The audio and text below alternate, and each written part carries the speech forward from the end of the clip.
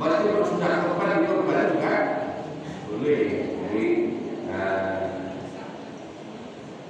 Jadi boleh mengorbani orang yang sudah meninggal, kemudian kira-kira sudah korban apa belum, apalagi orang tua belum, ya malah lebih baik.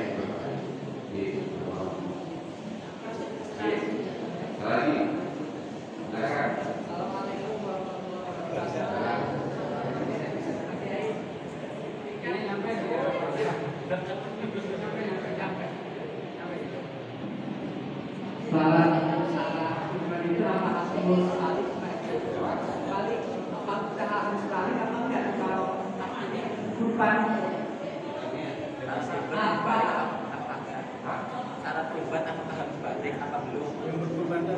Oh, enggak. Nah, ini kan saya mungkin di masyarakat tidak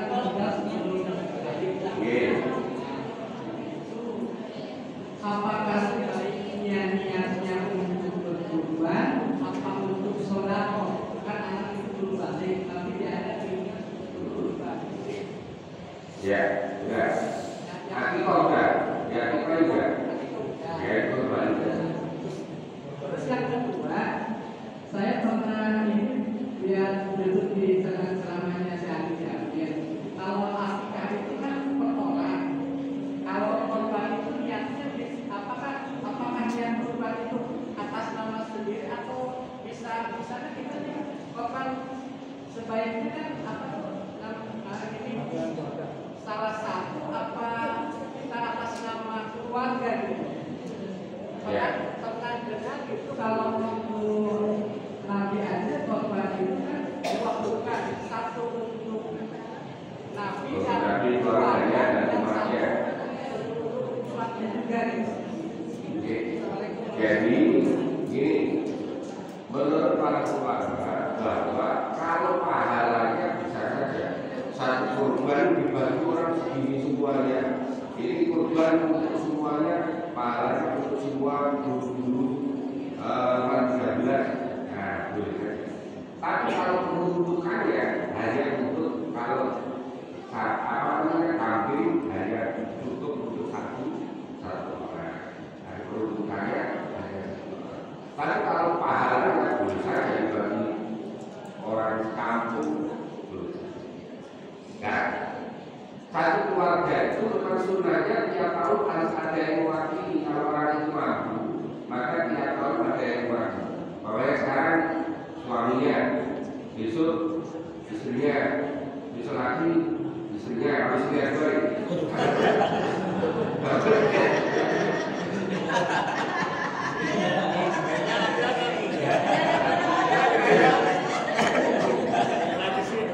Kemudian anaknya akan lagi, bapaknya lagi.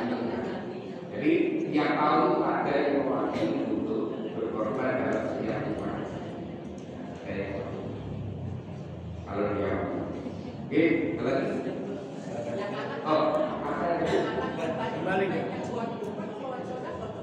Oh, korbannya. Jadi dulu ada cerita begini. Jadi dulu ada cerita begini. Dulu ada orang mau korban sapi, sowan kepada Kiai Bisri Sansuri. Kiai Bisri Sansuri itu orang tokoh ulama besar. Jadi orang korban, Kiai saya mau korban sapi untuk saya, istri saya dan teman saya. Katanya Kiai Bisri orang yang memang berbicara fikih luar biasa. Ya tidak bisa, tidak cukup. Karena sapi untuk 7 orang. Nah, akhirnya dia pulang. Agak gimana nih? Udah dulu ya. Akhirnya soal kepada Kiai Wahab. Soal kepada Kiai Wahab. Ini kejadian itu nih. Soal kepada Kiai Wahab. Jadi saya mau berbulan sapi untuk saya, istri saya dan nama saya. Kata Kiai Wahab, oh tidak apa-apa. Hanya saya tanya, anakmu yang paling kecil umur berapa? Anak saya gede sudah sekolah panjang. Kalau yang kecil masih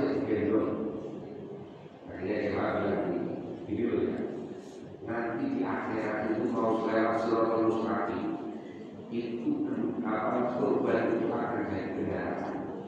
Anaknya itu tidak bisa naik ke neraka. Maka berikan pancatan kepada itu, pancatan itu tangga. Nah, terus tangganya itu apa? Belikan kambing dan satu dan biar untuk pancatan. Akhirnya beli kambing satu seru dia bisa ini. Jadi akhirnya berbuat sapi satu plus kambing satu 8 orang lepas.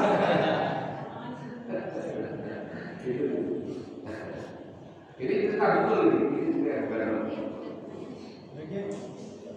Ya, terang lagi.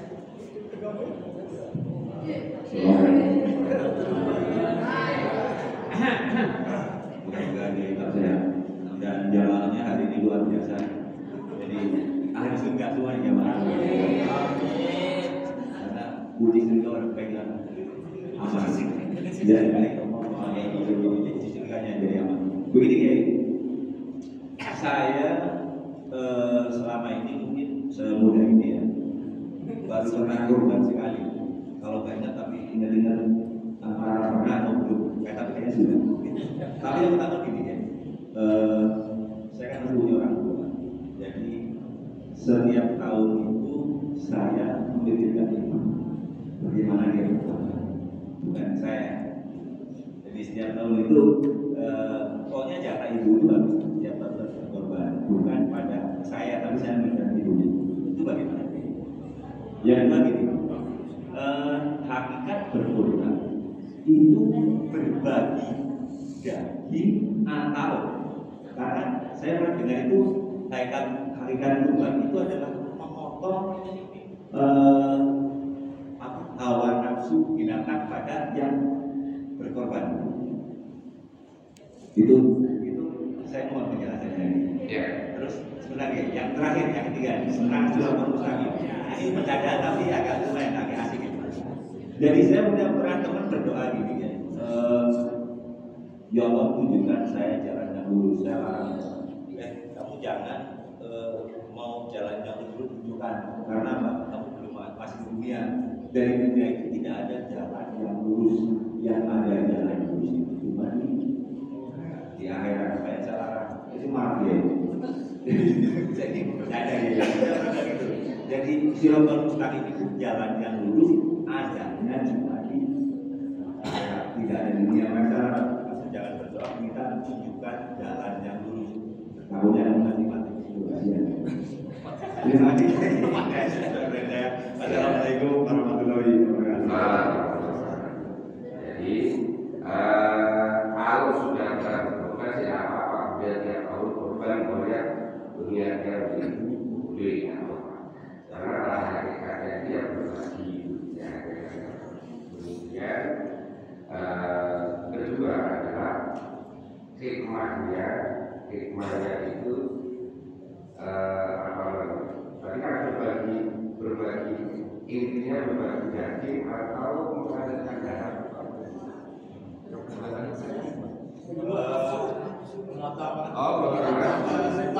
Kalau nafsu itu adalah hikmah dibalik. Jadi hikmah dibalik itu adalah kita memotong nafsu kehewanan, ya, nafsu kehewanan yang ada termasuk bagaimana memotong ego, memotong keserakahan, itu hikmahnya. Karena sesuatu yang sifatnya tidak, ya, sesuatu yang makmur tidak gitu, apa ya tidak itu adanya di balik itu namanya hikmah, bukan ilah. Kemudian yang ketiga adalah ya kalau canda ya, tapi kalau sebetulnya ya jangan. Karena kita tiap hari kan selalu ihdina as-siratal mustaqim. Nah, jalan yang lurus itu apa? Siratal ladzina an'amta alaihim. Yaitu jalannya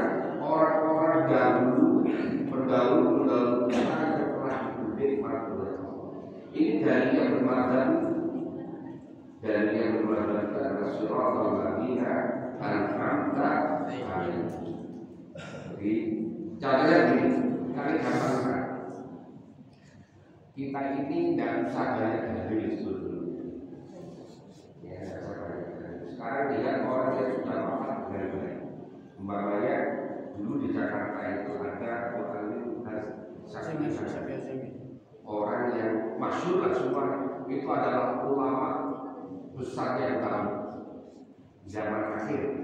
Kalau dulu banyak, dulu ada Syekh Nahrawi, ada banyak ulama besar. Artinya sekarang ada Yai Syafi'i, Pondok Syafi'i, Abdullah Syafi'i, kemudian ada banyak kita belajar mereka yang dulu wafat. Itu kan kita tanya amalnya, mereka tahlilan kan, tahlilan itu tercatat tunggu mana dalilnya mana. Mereka mau tidak, yang tidak perlu tutup mana dalilnya mau tidak. Itu orang yang melakukan itu wafat dalam keadaan husnul khotimah. Itu saja. Dalilnya surah al-Ladina al-Hamda. Surah al-Ladina al-Hamda. Sekarang orang kebanyakan dalil jalannya suka enggak. Yang Pak Haji misalnya tadi ya seorang suami dia sudah berubah, terus dia mau niat mengorbankan ibunya misalnya, ternyata istri sama anaknya ini belum berkorban, yang mana duluan Pak Haji? Istri atau anaknya atau ibunya?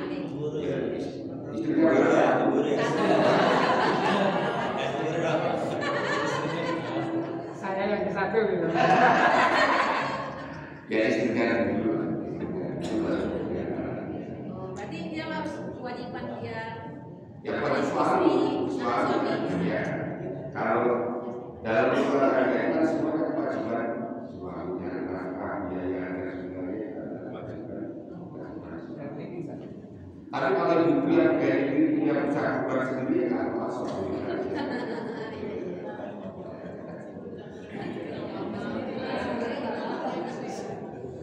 Repotnya kalau suami duitnya sendiri. Bisa kan? Emang gitu,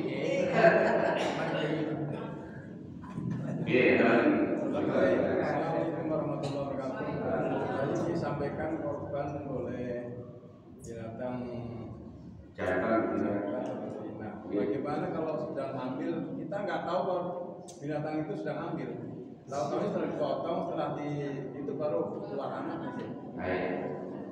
Jadi pada dasarnya boleh saja. Kalau ada hewan hamil disembelih, kemudian anak mati, maka sembelihannya adalah ikut sembelihan ibunya. Nggak perlu sembelih lagi. Nggak perlu sembelih lagi, kecuali kalau masih hidup. Ya, kecuali kalau masih kalau sudah mati, maka otomatis jadi penyembelihan janin itu adalah sama ketika penyembelihan ibu. Tapi kalau masih hamil, ya hamil ya jangan. Rugi itu makanya. Tidak tahu hamilnya itu kayak Tapi kalau nggak tahu kan, jadi janinnya kita ikut mati berarti sembilan jadi halal.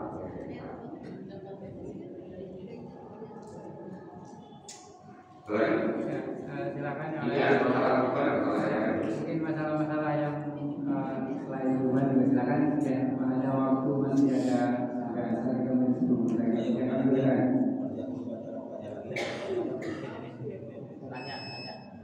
Ya silakan Pak. Tadi kan Pak Yai bilang kalau misalkan bayi yang masih dalam kandungan meninggal ya, itu kan boleh kita akikahkan gitu kan. Sama waktu itu masih ada ruhnya, ada ruhnya lah kan gitu. Kalau misalkan itu penentuan kambingnya yang kita akikahkan berapa misalkan? Apakah harus dibungkus satu aja cukup atau dua? Ketika kalau laki kan ketika udah lahir laki-laki kan dua, perempuan satu. Kalau misalkan dalam kandungan itu meninggal gitu, kan masih belum jelas nih. Ya. Kalau belum, jadi gini, ini kalau sudah sudah didiagnosa dulu, maka disunahkan untuk nah, kemudian tinggal ketahuan laki-laki atau perempuan.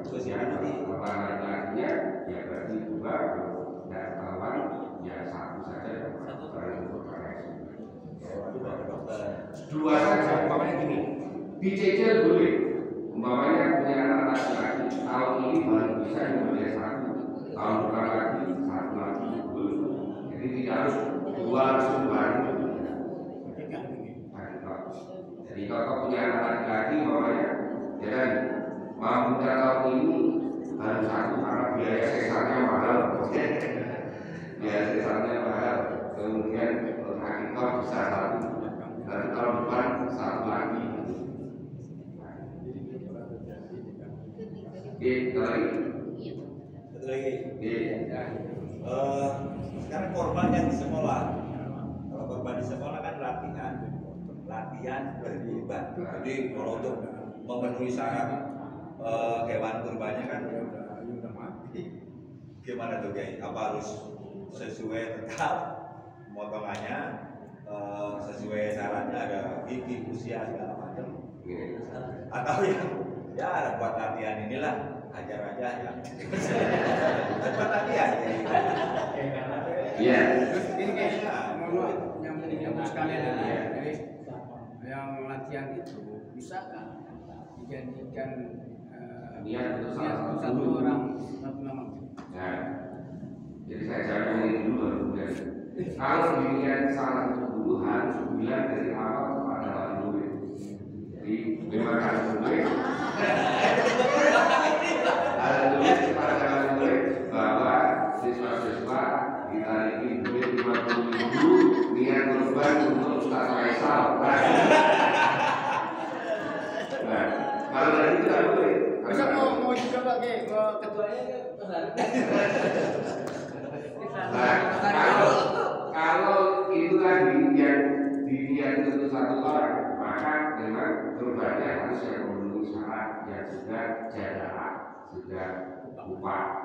Tapi kalau yang tidak memenuhi syarat, sudah menggunakan saja iuran tadi, wah itu yang tidak memenuhi syarat, potong-potongan tidak boleh.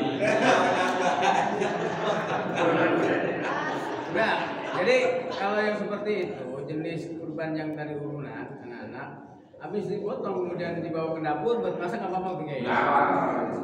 Kalau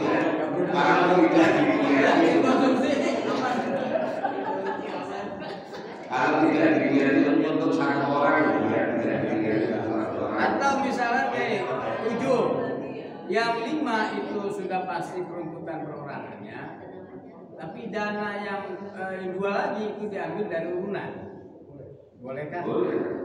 Termasuk tadi Tapi diambil harus motongnya harus sesuai, harus setelah sholat Id, ya harus setelah. enggak diambil laginya tanpa itu diberikan, boleh? Harus ditampilkan. Oh, kalau itu udah harus tahu nih. Ditampilkan. Kalau sudah ada niat kurban untuk ada beberapa orang, harus dimilihkan dulu kepada beberapa orang, baru ini dimasak. Saya tak dulu kan sampai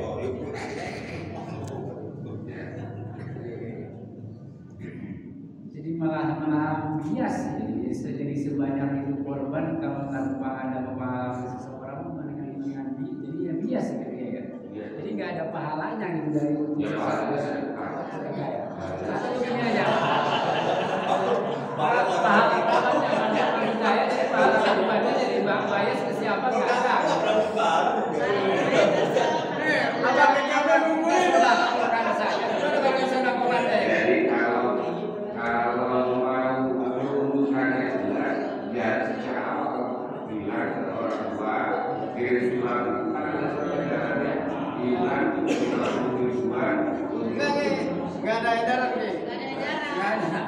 Kalau tidak ada edaran dari anak-anak, kalau anak-anak itu diminta izin supaya menggunakan ini kelas ini karena dapat 2 kambing ini dua kami dibutuhkan alasan ini diniati untuk wali kelas ya, ada satu sudah satu. Oh iya, Untuk siapa? karena kan uang jajan itu tamlik siswa bukan orang tua ya. Dari Berarti nanti dan di sini ada semua ada dimintai untuk siapa? Ya, jadi maksud saya tadi yang begini, jadi anak-anak menghibahkan apa namanya mensodakan kumpulan uangnya itu bisa dihibahkan, bisa disodakokan ke wali kelas. Nah nanti wali kelas itu atas nama korban wali kelas bisa. Boleh, Jadi lumayan kan? Tiap tahun gantian wali kelas dulu. Anak kemarin udah ngomong ke baju dia besok ada wali kelas. Ini Pak Kiai izin permasalahannya itu kita besok melakukan itu. Jadi bukan satu kelas itu dia mendapatkan satu kambing, tidak. Jadi setiap hari anak itu dimintain infak sehingga dapatlah dia satu sapi dan beberapa kambing kayak gitu Pak Kiai. Nah itu bagaimana? Kalau itu berarti seluruh anak dikumpulkan di halaman dimintai. Pokoknya nanti tahun ini nama-nama oleh kepala sekolah, kepala kemudian komite, kemudian enggak, yang paling logis Berarti korban masal itu. yang penting harus dikasih kepada anak-anak yang selalu jangan sampai ada satu dan saya setuju.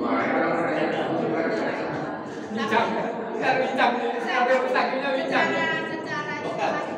ada juga anak yang dia protes gitu. Bu ngapain sih bu mintain uang kurban? Kan kurban kita udah di rumah kayak gitu. Nah tadi alasan kita karena memang untuk pembelajaran. Gimana kalau menurut Pak Kiai, apakah ini akan dilaksanakan terus dengan kondisi yang seperti itu atau memang udah ditiadakan aja kayak gitu? Pembelajaran boleh saja baik. Kalau bilang itu wajib. Kita mati ya lu. Kan buat itu. Jadi boleh baik saja artinya. Itu niatnya udah beda ya, udah nggak ada pahalanya. Beda-beda. Jadi nanti diniatkan, tapi pada saatnya harus minta izin pada seluruh siswa yang menjaga. Jadi bahwa ini peruntukannya adalah untuk niatnya untuk ini untuk ini. Tapi kan kayak misalkan Nabi Muhammad itu kan untuk seluruh waktu itu.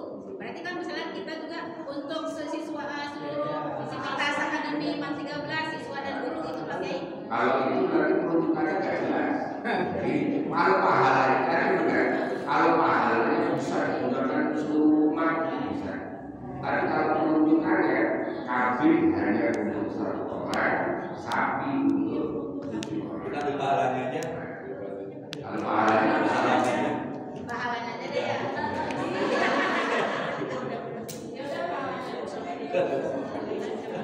kelas yang mau ribut. Tapi enakan memang ke depan tuh dengan wali kelas aja, jadi berkelas gitu kan, berkelas kumpulinnya. Nanti kan di tahun anak-anak dibayar, kayak bukan dibayarnya diberita ijab Ijab kabulnya untuk wali kelas gitu kan, bahwa Itu berat banget Pak. Berat itu Pak. Berat. Wali kelas nggak sanggup kurban. Biro. Ini wacana bu, ini mau wacana. enggak ketimbang sayang gitu pahala apa kambing. Bisa jadi di sekolah lain, itu bisa jadi begitu. Mungkin cuma 13 nggak bisa begitu, tapi sekolah lain di pesantren ada Bisa jadi. Iya. Ya tahu kita kalau PK dulu. Oh, boleh. Ya, mampu. Ketika mereka sudah ikhlas berkorban untuk peruntukan siapapun, saya kira nggak ada masalah kan. Jadi mendingan berwali kelas, nanti kita kasih tahu ke anak-anak bahwa disodakokan untuk wali kelas. Nah nanti kurbannya itu untuk peruntukan wali kelas. Jadi si siswa dapat pahala sodako, si wali kelas dapat peruntukan. Nanti kalau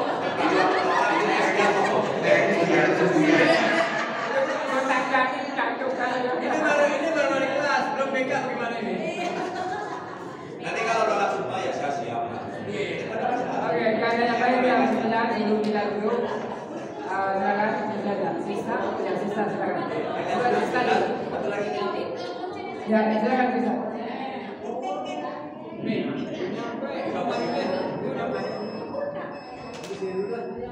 Majuan. Coba. Orang-orang yang balikan.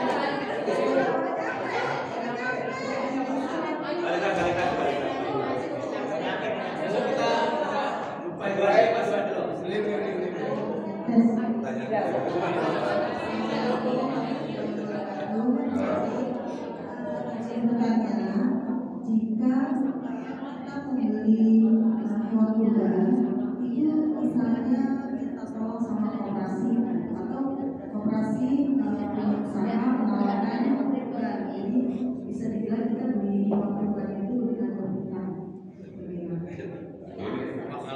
Boleh saja kayak orang arisan kurban itu sama dengan orang sebenarnya. Kayak segini arisan 500-an ribu yang dapat ribuan itu sama dengan orang. Ya, yang penting bayar pada akhir itu. Bukan arisan. Bukan arisan. Enggak. Pengadaannya ya? Pengadaan. Iya. Boleh. Ya, boleh. Saya samakan lagi. Iya, harus samakan dengan orang yang arisan kurban itu kan dia punya utang. Jadi boleh. Orang arisan kurban boleh saja yang dibayar.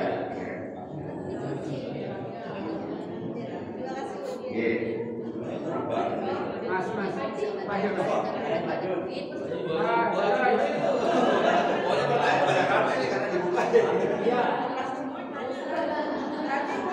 Maju dulu. Umroh bukan. Boleh. Cara dengan jalan lain.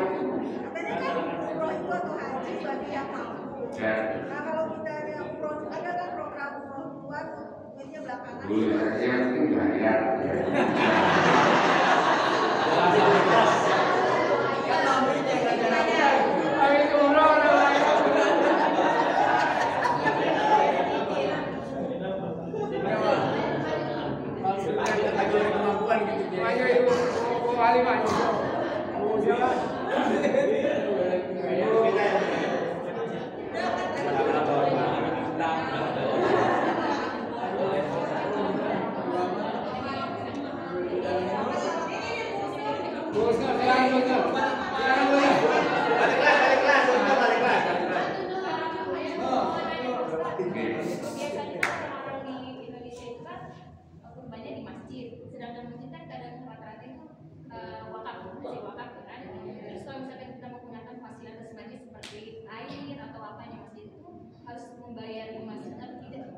Ya.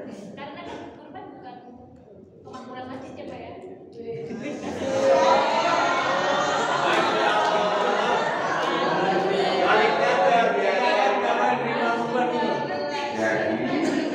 memang kalau di masjid tentu saja harus pertama menjaga kebersihan dan kesucian masjid.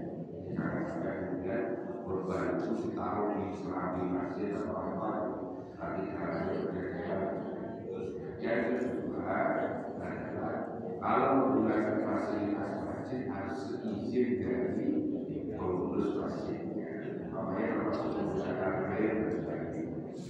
Jadi selama pengurus masjid itu membutuhkan, kalau pengurus masjid tidak boleh, ya. Karena yang dipasrai wakaf itu adalah apa namanya nadir yang kemudian diserahkan kepada pengurus DKI. Satu lagi. Silakan. Ustaz boleh nanya.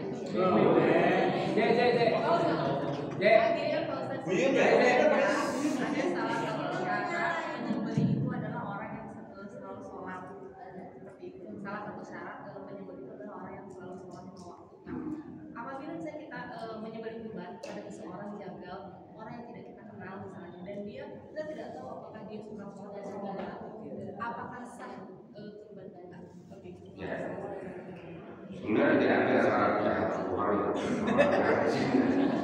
jadi gini, ada namanya teori agraria, teori mayoritas. Kita kalau beli daging di Jawa ini, di Jabodetabek yang mayoritas orang Islam, maka ke pasar tidak perlu tanya ini tadi yang membeli kira-kira orang Islam atau bukan. Jadi pokoknya beli dan beli. Namanya karena apa? Karena mayoritasnya adalah orang. Kecuali kalau kita tahu bahwa yang menyembelih ada orang yang menyembelih tidak memenuhi syarat. Pasti. Nah, halang itu kan tidak boleh kita lihat. Sama dengan kita berada di Bali, yang mayoritas orang Hindu, kita tidak boleh sembarangan belanja ke pasar karena mayoritas orang Hindu. Kecuali kalau kita tahu bahwa belanja ayam sembelih daging ayam dan kita tahu yang menyembelih ada orang Muslim menyembelih yang benar, maka kita jadi namanya teori agraria, teori mayoritas. Jadi kalau di Jakarta, Depok, Bogor, karena mayoritas umat Islam, maka kita beli di pasar, maka beli. Tak perlu tanya, tidak perlu tanya lagi yang penting siapa saja. Tapi kalau di Bali sana, ya kita tidak boleh, ya tidak boleh dari kecuali jelas-jelas kita tahu yang boleh, umpamanya ada potongan Muslim, nah jadi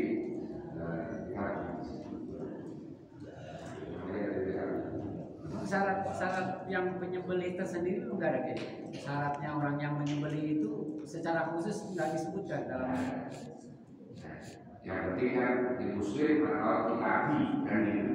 Orang kitabi itu boleh, tapi kitabi yang dulu itu adalah orang Yahudi, orang Islam. Kalau menyembelihnya itu yang penting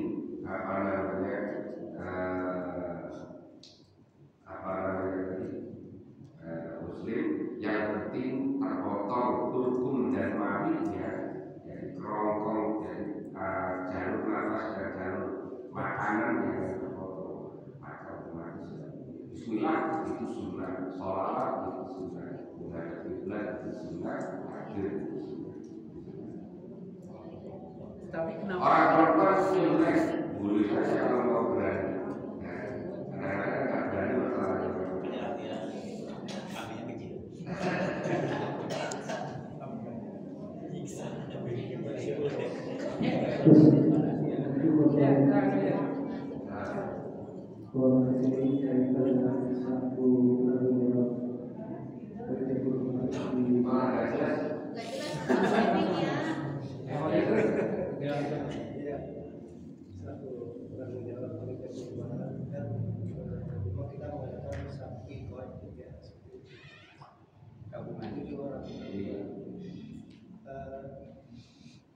Apakah kita selaku pemimpin menentukan tidak? Apakah ini kolektif sapi-sapi khusus laki-laki saja? Apakah dua tunjukkan kepada saksi yang pengorbannya perempuan saja? Atau bagaimana? Mereka seperti tidak tadi kita dijelaskan. Tapi mungkin salah satu, gitu kan? Ya cukup satu orang ya mengendarai nanti saat di suatu laki itu. Lalu kalau sapi itu kan nanti kan kalau laku boncengan.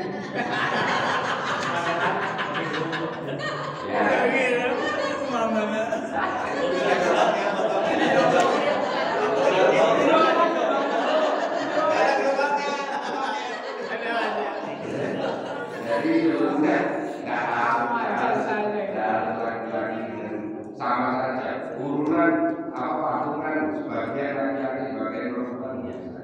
Jangan bayangkan yang lain-lain. Itulah sama dengan Sayyidah Aisyah ketika membayangkan dibangkitkan kan ada semuanya dilihat bukan saya. Enggak, orang nggak sempat lihat-lihat nggak sempat. Jadi boleh laki-laki perempuan. Saya